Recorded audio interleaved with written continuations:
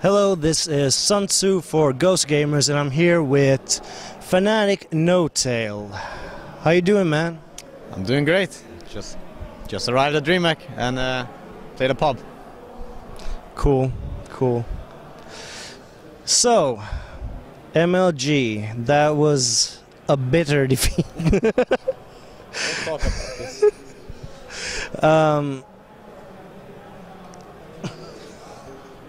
God, Syndra. So, almost made the cut at MLG. How has the team sort of gone about getting back on track and getting back into the right mindset for this event? I mean, it was a very rough thing to lose. I mean, to get the 5th spot at MLG. You win this. But we still stay positive for this event, and we know that there's only 4 teams, so we're already in the cut at least. At least we made it this far. But yeah, we stay positive, and we still feel confident that we can make it to the grand finals and even bring it home. But it all depends on, yeah, so many things. Yeah, and your first opponent is going to be Alliance, and your recent record against Alliance has been fairly good. And also technically, over the course of your team's histories together, you've been fairly intertwined in a sense. How do you feel going up against them right now? I would actually prefer playing Alliance over Na'Vi. I think they're easier for us to predict. You can sit down now. And then obviously we would have preferred if they picked Na'Vi and we got to play Liquid, because I do think that, yeah, I would rate it as Na'Vi, Alliance 1 or 2, us as 3rd and Liquid as 4th. But I still feel really good going up against Alliance. I think we have a pretty fair shot comparing to other teams to take them down. Yeah, as you said, you know how to predict them, and thinking back all the way a year ago, there was a lot of discussion between your two teams about how both teams were borrowing each other's strategies from scrims and so forth. Does that still happen, do you think?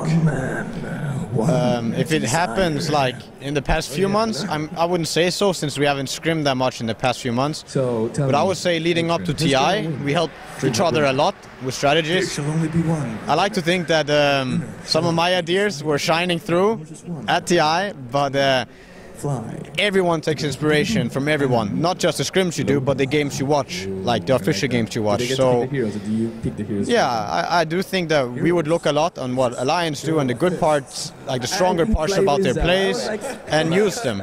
Same as they would probably do to other teams. Hopefully us. Yeah. And for fun with Fly. We're being bombarded by a speaker. Oh God. Oh God. It's only wrestling talk. Tell me it's tough shit. Yeah. It's only for pussies. So. I'll bring him here after you're done. I'll tell him to just. Which team then, if you're not scrimming that much against Alliance, then which team stands out for you as a source of inspiration, a source of new strategies?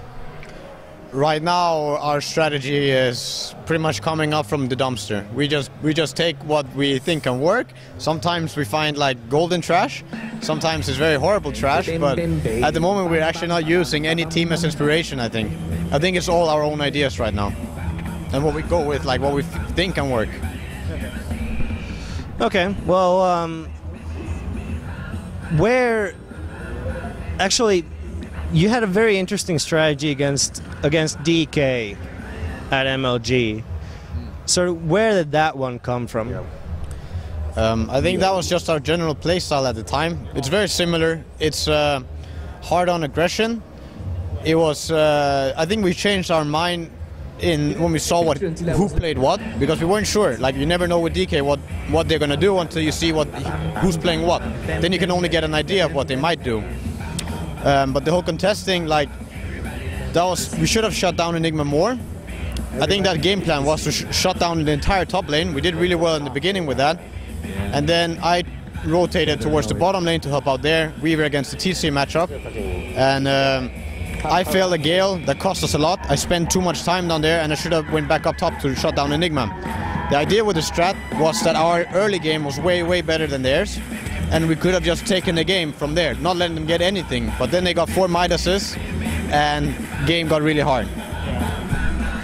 Yeah, and your team after that game, and since like when you were screaming right now, Fly's name was actually Midas or lose. So has your team sort of changed their perspective on Hand of Midas recently, or did you always feel it was really strong? We always been like a hater, I would say, of Midas. The way that people would make it, but the way that you kind of can make it now is that there's a good and a bad Midas. I think the idea behind it is when you're ahead and make a Midas, you're only like, you're not losing anything. You're not giving them space. You're only gaining a lot more golden XP. It's a safer way to play a game if you're ahead. It's in a way a safer way to win. And that's kind of the perspective I think we have now, but it might change again because this is just some talk we've had on how there's bad and good Midases. But personally, I don't like it, but I do think that it's very solid and a strong pickup and a safe pickup. Yeah, and one of the things that for me has stood out is, for example, what Speed Gaming did with the support AA with the Hand of Midas. AA, traditionally a hero that you sort of think he needs a fair bit of levels, and he sort of, when the Aghanims was added to him or changed or whatever, that sort of became really important to get that Aghanims, and he was tried out in mid, but he didn't quite contribute enough to justify the mid position. So that sort of interesting use of Midas to bring a almost core hero up to par as a support hero is really interesting. Do you think there are any other heroes like that that sort of almost worked as cores but could probably be made to work now as supports because of Midas? I think a lot of supports can benefit from Midas. Whether or not there's actually one where you'd say you have to get it before it can work, I don't know.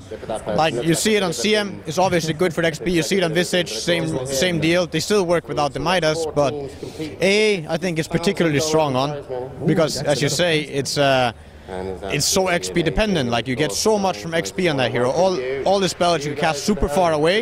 You don't have to get in and get your hands dirty. You don't need strength. You don't need HP.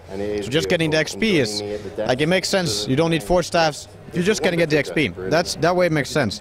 And then I haven't given it too much thought if there's any other supports that would only work with a Midas compared to without. But I've seen a Midas and Vengeful, and I think that's a really strong pickup. But obviously she still works without. And I saw DK do it on Shaker. Like, that's a hero I strongly disagree on getting a Midas on. The whole point of picking the hero is you don't need anything. Eventually get the blink, and even then you don't need more than level 11. You don't care for 16. So that's something I strongly disagreed with when they got a Midas and Shaker. But again, the same principle can apply.